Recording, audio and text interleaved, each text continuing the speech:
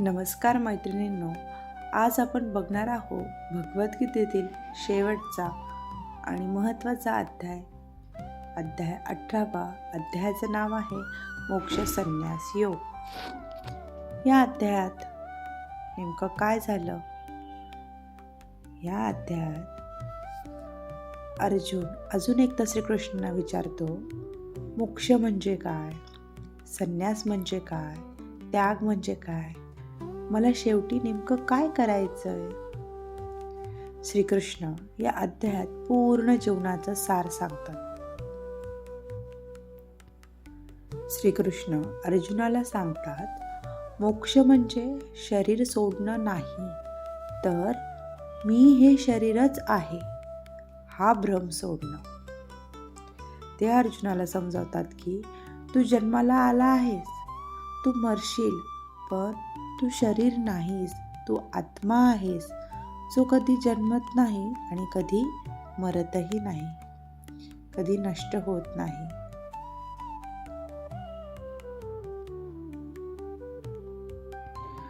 पुढे भगवंत सांगतात, फक्त कर्म सोडणं म्हणजे संन्यास नाही, आसक्ती सोडून कर्म करणं हाच खरा त्याग आहे. प्रत्येक माणसाचा एक वेगळा स्वभाव असतो आणि आपल्या स्वभावानुसार कर्तव्य केल्याने शांती मिळते.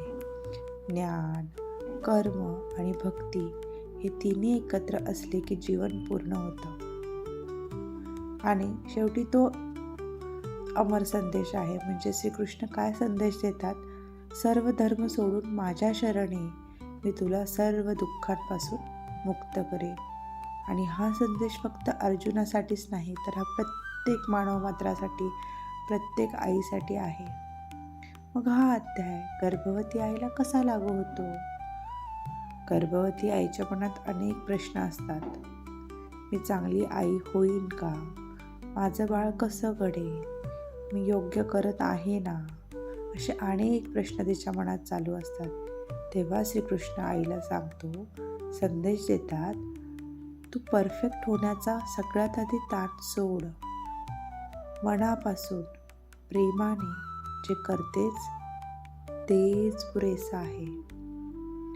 आणि तुझा जो काही भाव आहे तोच बाळाचा स्वभाव बनतो. म्हणजेच आईने स्वतःवर दोष न देता स्वतःशी प्रेमाने वागत आपल्या क्षमतेनुसार जर बेस्ट केलं तर तेच खरं मातृत्व आहे आणि तोच खरा मोक्ष आहे. मग गर्भावस्थेमध्ये गीतेतून काय धडा मिळतो? तर आज तू आई घडते आहेस, बरोबर? हा 9 महिन्याचा जो काळ आहे तो देवाने तुला कशासाठी दिला आहे? बाळाची वाढ होण्यासाठी तर दिलाच आहे, पण हा इतका सुंदर आणि विचारपूर्वक काळ देवाने दिला आहे, कारण या काळामध्ये तुला आई होण्याच्या भावना समजतील, आई होण्याची पूर्वतयारी करण्याचा वेळ मिळेल, स्वतःला समजून घेण्याचा वेळ मिळेल, अभ्यास करण्याचा वेळ मिळेल. हा सगळ्यात आयुष्यातील प्रेशियस काळ असतो, कारण हे 9 महिन्यामध्ये जे तू बाळावर आणि स्वतःवर संस्कार करणार आहे ते तू आयुष्यभरात कधीही करू शकणार नाही. तू कितीही म्हटले बाळ जन्माला आल्यानंतर मी त्याच्यावर आणखी संस्कार करेल, पण ह्या 9 महिन्यातले संस्कार इतके दिव्य असतात, इतके तेजस्वी असतात की ते नंतर कधीही आपण देऊ शकत नाही. त्यामुळे हा सुंदर पिरियड आहे तुझ्या स्वतःच्या विकासासाठी, बाळाच्या विकासासाठी. तेव्हा आज तू आई तर घडत आहेस, पण तू उद्या बाळ जन्माला आल्यानंतर बाळावर संस्कार देशील, पुढे तू मुलाला जीवन जगायचं शिकवशील. मग आईने स्वतः शांत, सजग, श्रद्धावान असणं खूप गरजेचं आहे. सतत स्वतःला ज्ञानाने समृद्ध करणं खूप महत्त्वाचं आहे आणि हेच बाळासाठी सर्वात मोठं वरदान आहे. आता आपण या अध्यायावर आधारित एक छान छोटंसं सुंदर मेडिटेशन करूया. नेहमीप्रमाणे रिलॅक्स बसा, पाठीला उशीचा आधार घ्या आणि तेही शक्य नसेल तर डाव्या कुशीवर तुम्ही झोपू शकता.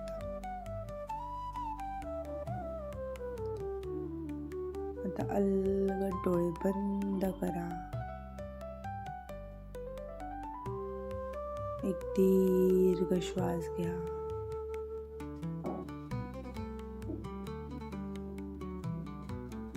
हळूच सोडा. आता सुंदर असं छान अशी कल्पना करायची आहे की एक दिव्य प्रकाश आहे आणि त्या प्रकाशातून श्रीकृष्ण हळूहळू तुमच्या समोर येत आहेत, प्रकट होत आहेत आणि तुम्ही त्या अर्जुनाप्रमाणे भगवान श्रीकृष्णाकडून मार्गदर्शन घेण्यासाठी त्याच्यासमोर उभे आहात, हात जोडून. आणि भगवान श्रीकृष्णाकडून एक मऊ सोनेरी प्रकाश येत आहे. तो तुमच्या हृदयामध्ये जात आहे.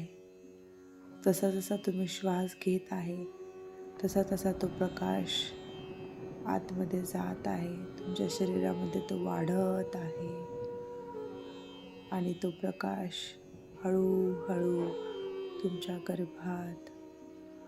गर्भात असलेल्या बाळापर्यंत पोहोचत आहे.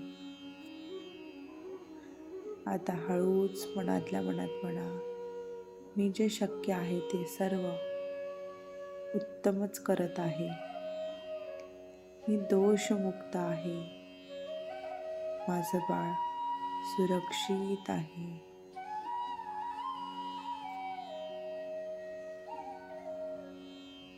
आता इमॅजिन करा, भगवान श्रीकृष्ण तुमच्या डोक्यावर हात ठेवत आहे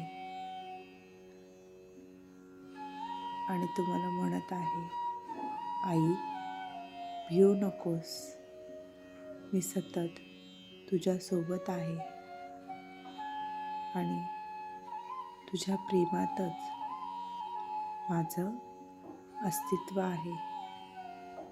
मी तुझ्या सोबत आहे. तुमच्या पोटात बाळाची हालचाल खूप प्रकर्षाने होत आहे. बाळ खूप छान फिरत आहे. तुम्हाला तुमच्या हातांना ते जाणवत आहे. तुम्हाला खूप भारी वाटत आहे.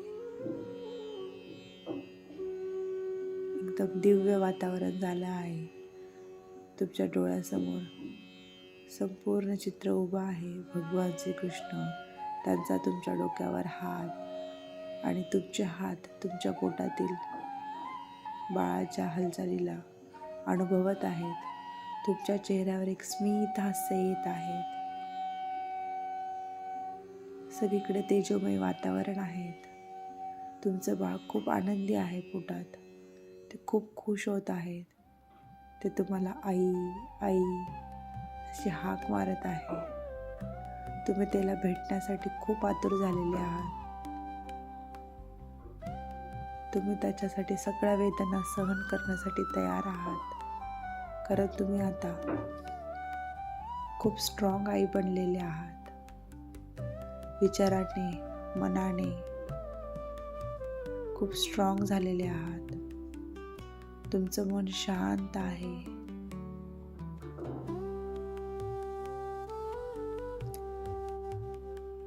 थोड्या वेळ ह्याच स्थितीत राहा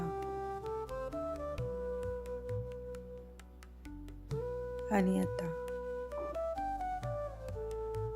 हळूहळू स्मित हास्य करत डोळे उघडा.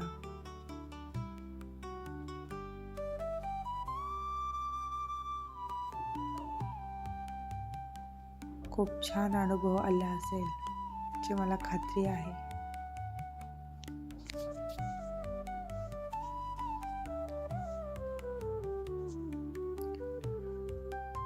आई, इथेच गर्भवती आईसाठीची भगवद्गीता ध्यान सिरीज पूर्ण होत आहे.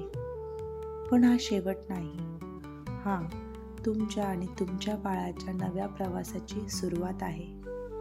पुढेही गर्भसंस्कार, बाळ जन्मल्यानंतरचं संगोपन आणि आईच्या मनासाठी मोटिवेशनल व्हिडिओ इथेच मिळणार आहेत.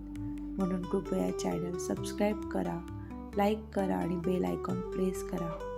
तुमचा एक लाईक, एक शेअर दुसऱ्या माझ्यासारख्या एका आईसाठी मोठा आधार ठरू शकतो.